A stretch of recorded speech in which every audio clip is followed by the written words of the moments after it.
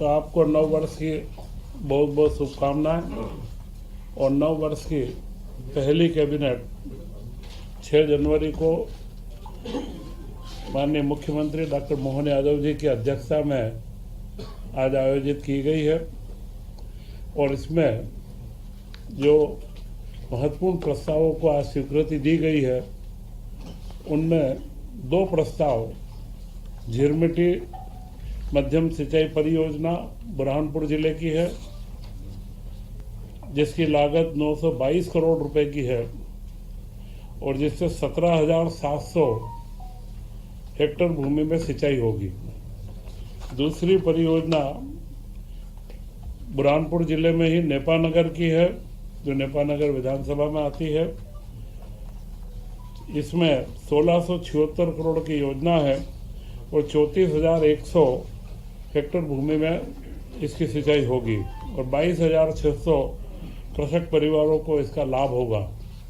इन दोनों योजना का महत्वपूर्ण जो परिणाम निकलना है, यह दोनों योजनाएं 2 विधानसभा क्षेत्रों की है और आदिवासी अंचल की है। सारे आदिवासी बंधु इससे लाभान्वित होने वाले हैं और बुरहानपुर जिला सिंचाई के मामले में मध्य प्रदेश में भी 41वें नंबर के ऊपर है। तो बुरहानपुर जिले में सिंचाई की वृद्धि हो, इसके लिए महत्वपूर्ण योजनाओं की स्वीकृति दी गई है। इसी के साथ में नर्मदा घाटी विकास प्राधिकरण के तहत जो हमें नर्मदा का पानी 2028 तक अब हमें लिफ्ट करना है, उसके लिए जो हमारी परियोजना चल रही है, वे अभी परियोजना प्रारंभ कर दी गई थी। इसमें एक परियोजना है नर्मदा शिप्रा बहुउद्देशीय परियोजना, जिसकी लागत 2489 करोड़ 65 रुपये है। और एक योजना है बदनावर माइक्रो लिफ्ट इरिगेशन योजना, जो 1520.92 करोड़ रुपए की है। इन दोनों योजनाओं को अब Narmada basin project company limited को हस्तांतरित कर दी गई है और जो अभी तक राज्य शासन ने इन दोनों योजनाओं में खर्च करा है, वो उस कंपनी की अंश पूंजी के रूप में कन्वर्ट किया जाएगा। इसका लाभ ये होगा कि इसके बाद में इसका मेंटेनेंस और इससे जो रेवेन्यू प्राप्त करना है, और वह सारा मॉडल यह कंपनी इसको पूरा मेंटेन करेगी। और इसका जो उच्च दाब जो लिफ्ट इरिगेशन में मेंटेनेंस एक महत्वपूर्ण पार्ट होता है, तो वह कंपनी इसका पूरा मेंटेनेंस करके और उस पूरे क्षेत्र के किसानों को इसका बराबर समुचित लाभ इसका प्राप्त होगा। इसी के साथ में ग्रामीण सड़क विकास प्राधिकरण का सबसे बड़ा जो कार्य था, इसमें आदिवासी न्याय महाअभियान जो प्रधानमंत्री नरेंद्र मोदी जी का एक सबसे महत्वपूर्ण प्रकल्प है, पीएम जनमन योजना। तो हमारे मध्य प्रदेश में जो हमारे योजनाओं में बेगा, भारिया व सहरिया, इन 3 जनजातियों में 22 जिलों के अंदर निवासरत है, इनके लिए योजना लागू की गई थी। और इसमें इसकी निरंतरता का प्रस्ताव दिया गया है, जिसमें इसकी सड़क की 1039 किलोमीटर सड़क और पुलिया 112 है और 795 करोड़ रुपए का खर्च इसमें अनुमानित है।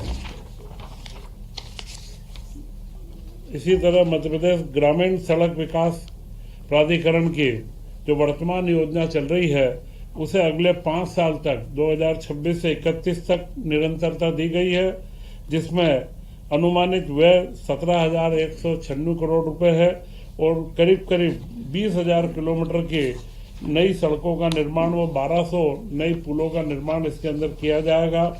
और इसी के साथ में जो इन पुरानी हमारी सारी योजनाएं हैं, मध्य प्रदेश में टोटल प्रधानमंत्री ग्रामीण सड़क में 88,517 करीब किलोमीटर मार्गों का नवीनीकरण भी करना व उन्नयन करना, इसके लिए इस योजना को 1 अप्रैल 2026 से 31 तक निरंतरता दी गई है, जिसका अगले समय में अनुमानित व्यय 10,000 करोड़ रुपए इसका रहेगा। इसी के साथ में आज कैबिनेट के अंदर सभी मंत्रियों को टेबलेट वितरित किए गए हैं और अगले 2 कैबिनेट के पश्चात पूरा कार्य के टेबलेट के माध्यम से किया जाना प्रस्तावित है। और मुझे लगता है कि यह जो प्रयोग है, यह प्रयोग देश के कुछ ही प्रांतों में प्रारंभ हुआ है, उसमें मध्य प्रदेश अग्रणी प्रांत होगा। मुख्यमंत्री डॉक्टर मोहन यादव जी के नेतृत्व में जो हमने 2025 का वर्ष उद्योग एवं रोजगार वर्ष के रूप में मनाया है, अब अगला 2026 का इस वर्ष को कृषि उद्योग के कृषि के विकास के लिए मनाया जाएगा तथा इस तरीके के सारे नवाचार व जनजातीय क्षेत्रों के लिए विशेष रूप से जितने भी प्रकल्प हो सकते हैं उनको हम नई गति दे रहे हैं। जय हिंद, जय भारत।